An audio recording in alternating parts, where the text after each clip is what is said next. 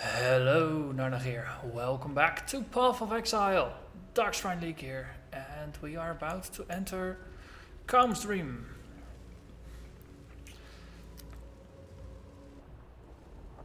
So, in the past, Kaom's Dream's always been the one that took the longest. But that's also been with builds that weren't as splashy with their damage, or not as aggressive. So we'll have a see how this goes. I mean, there's a lot of enemies around here, and with Ice Crash I can just take out groups at about the same speed as I can take out single enemies. Doesn't really matter how many enemies there are, which is pretty darn good. Also with the ability to be able to jump around. The height differences and such don't really matter that much to me.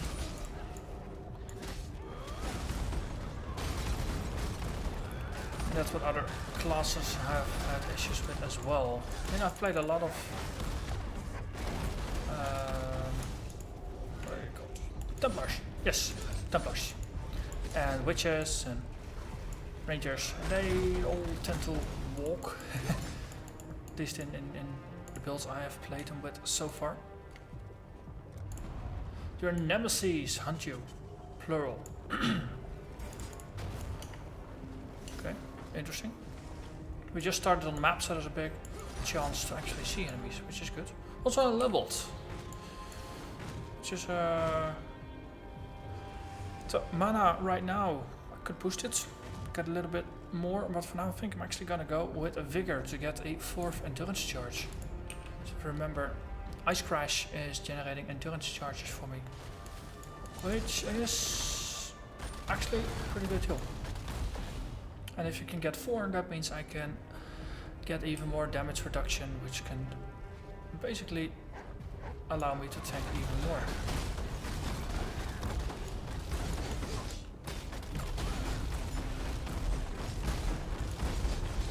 And if mana becomes an issue again, I can always just put that 1 point in to boost it. Let's see.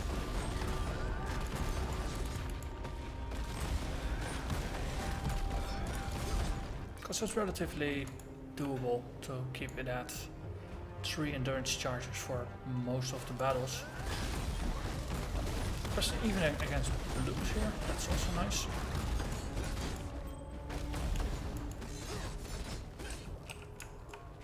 Yeah, man. It's the little ones. Explode, little ones.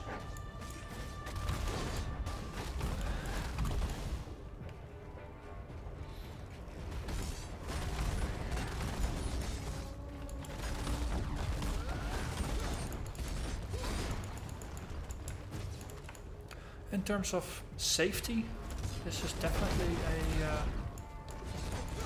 a build that I'm not too worried about. I've got a lot of damage mitigation and things going on, combined with relatively high melee damage. I'm wondering how this will scale on higher difficulties, for example.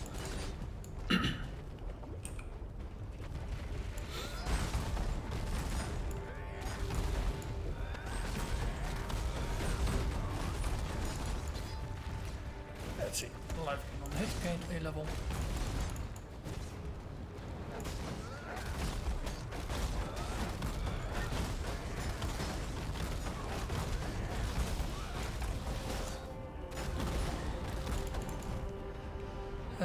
So much fun. Someone is porting in. Let's see, a fractured boss. There's worse things in the world. Hello there. More targets to kill. So we summon the Frost Golem. It's not really doing a lot if it's dead. Volcanic Golem. And more of these cute little inverters.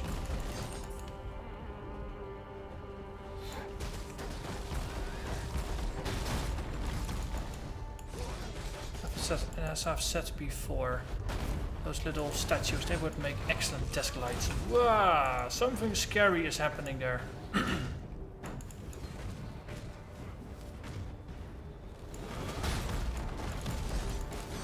Is that part of the Nemesis thing they were warning about?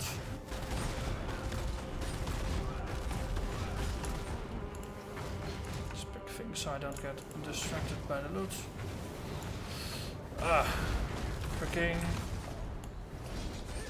group of portal of totems. Also, let's get that ice blood over here. Just fight him alone, cause that splash damage is otherwise probably gonna murderize me. Seriously, he's hanging back.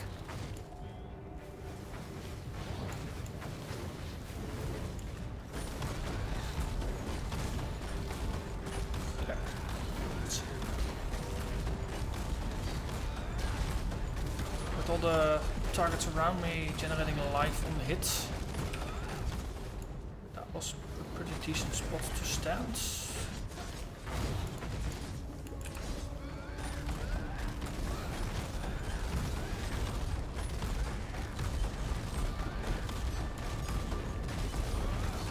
I wonder what it is that just causes me to spike that, or is it just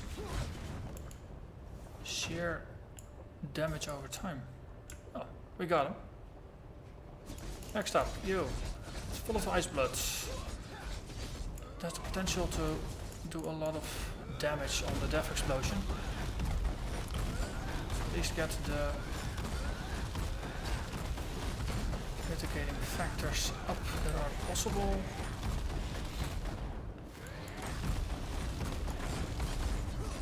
Okay, just because it also has extra life, so it's really hard to stun him. It's an issue. Okay, just range attacking this as much as possible. Yes, so I was actually out of range due to the frost blades. I was out of range of the explosion, so I didn't take damage from it. I'm always wary of the ice bloods and the other bloods. If they explode and they do a severe chunk of damage, that could potentially one hit you if you don't have too much tank. Which is sucky, actually.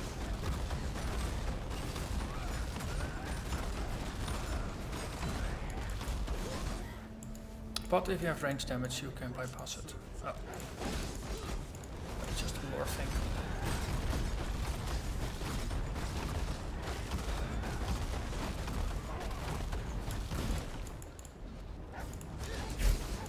A lot of incoming bolt things. Ah, it's the little statues.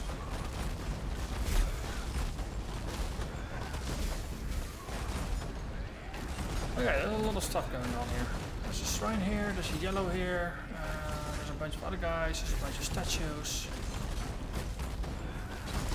Let's see if we can calm things down a bit before going for the Darkshrine. No, before we go for the Darkshrine, I said. And then we pick up the Stormbox afterwards to replenish our rare count if I'm lucky with the rolling. Also, I lost my golem again.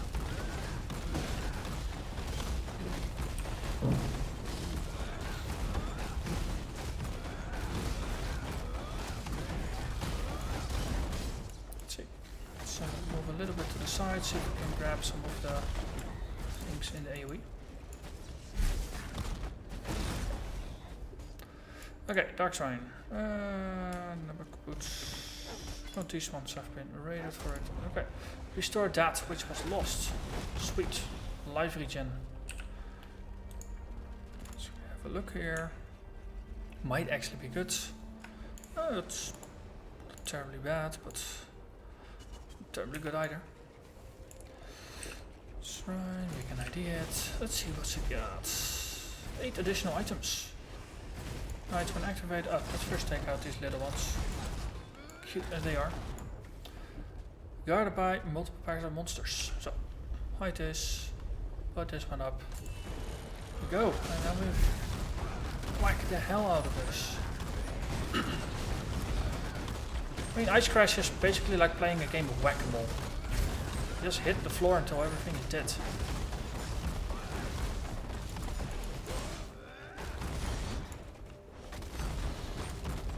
And it's a very entertaining game of whack-a-mole. So, where's my moles? Come on. Down there. Scaredy cat. Yeah, now we should have looked upstairs.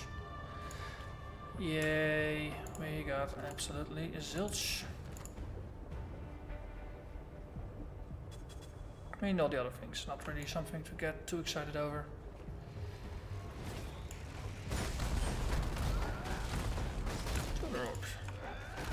Those are rare enough that they are interesting. Let's see, Imperials, statues.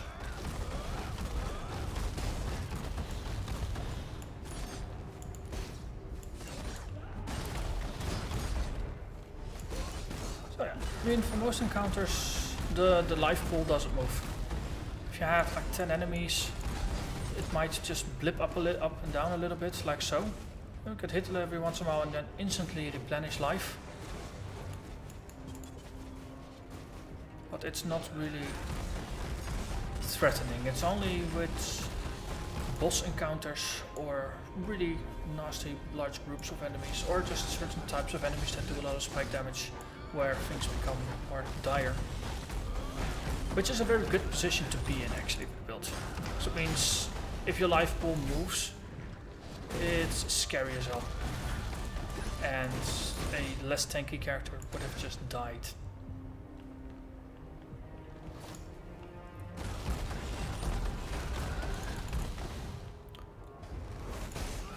Let's see, there's a yellow in there, in the back. Also, I should not forget I've got the replenishing shrine going, which really helps with tankiness. I'm not normally this tanky.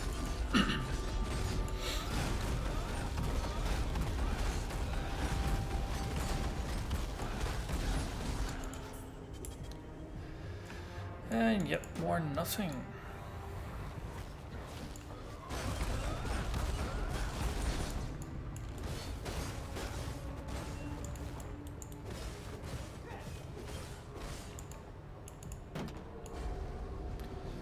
Hey, there's a ghost. Let's chase after the ghost.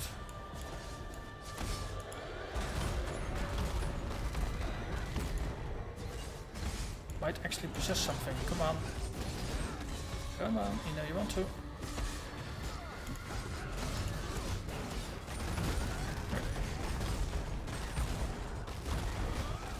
Just close up there. Nothing. That's not really manageable. I don't know, for some reason this area always feels like it's something that you have to slog through. I mean the reso, the arena, and just the whole walk up to it, I always really enjoy it. And this is like, yeah, you know, there's some nice monster types in it, but it doesn't speak to me. So let's just get it over with. Though the fight in the end with Kaom is pretty cool. It's a very small arena, very high damage enemy, there's extra mobs, there's just a lot of stuff going on and it gets pretty crazy there at times. Actually just stick to the left hand side. I can't jump up there. Oh.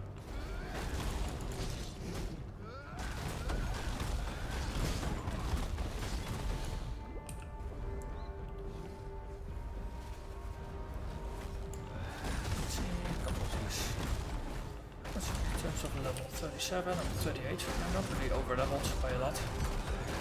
I'm about to level soon.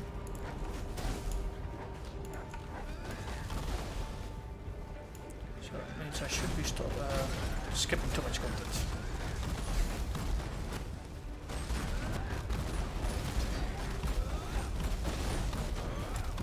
Silk rope. Something for the Darkshrines.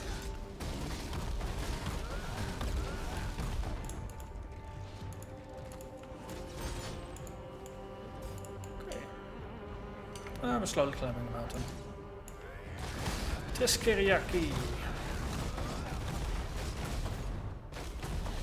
So I lost my golem again. I keep noticing it way too late. The thing is so fragile. Or I'm just way too tanky in comparison, that might also be. Also notice that once again I'm not able to get any endurance charges against this guy. Not having a reliable way to get endurance charges against boss or semi-boss monsters is an issue in actual boss fights. Unless they got adds, of course. I think Kaom has a lot of obvious adds that you can just slay to get charges, or stun to get charges. The Reso, you only have his clones, or those wall things, but I don't think there's actual adds. At least I'm not remembering any. We'll find that out soon enough. Let's see.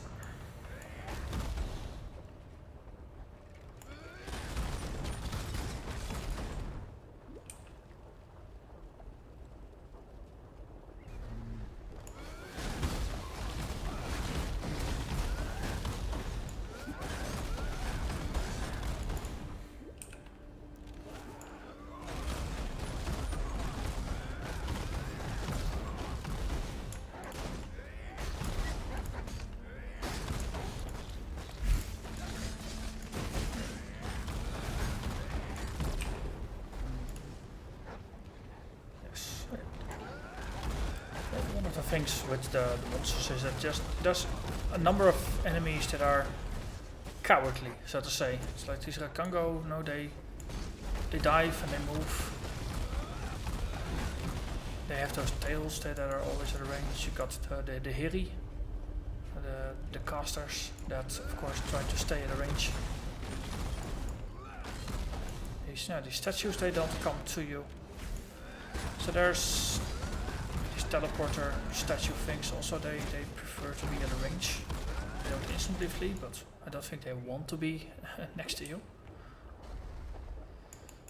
So yeah, I'm just trying to analyze what's up with why I'm not fond of this area. Besides it just not having the atmosphere of the Reso area.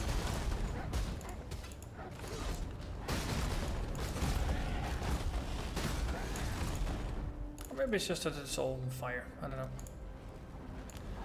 Let's see. Extra endurance charges.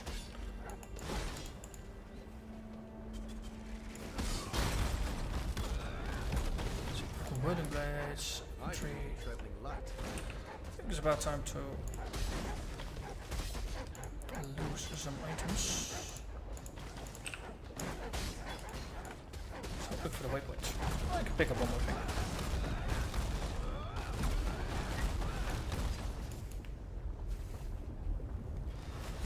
And another Darkshrine.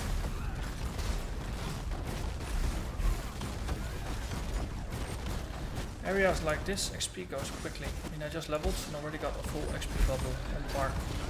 I'm gonna get the second one before this thing is done. Okay. Darkshrine, let's see, what can we give you? Ooh. There are some interesting things. Well, Soul Rope I'm never ever going to use.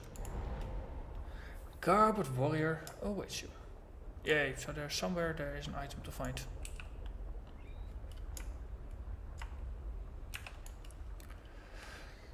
But chances are it's gonna be somewhere where I'm not, so too bad for me.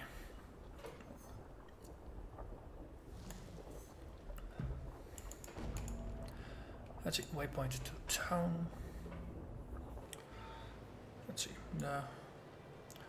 dubbing whether to push on and see if we can find Kaom, or do the usual thing and keep Kaom plus the Reso for next episode. That's probably going to be the better idea.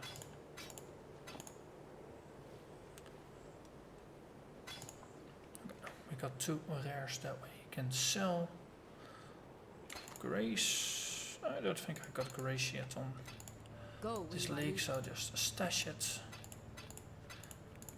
Yeah, I'm just gonna end it here for the episode. Push this one in with the green things. And then this is our sacrificial fodder.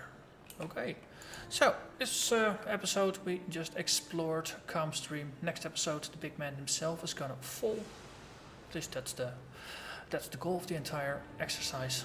So yeah, I'll see you again tomorrow. So thank you very much for watching and see you next time. Bye bye.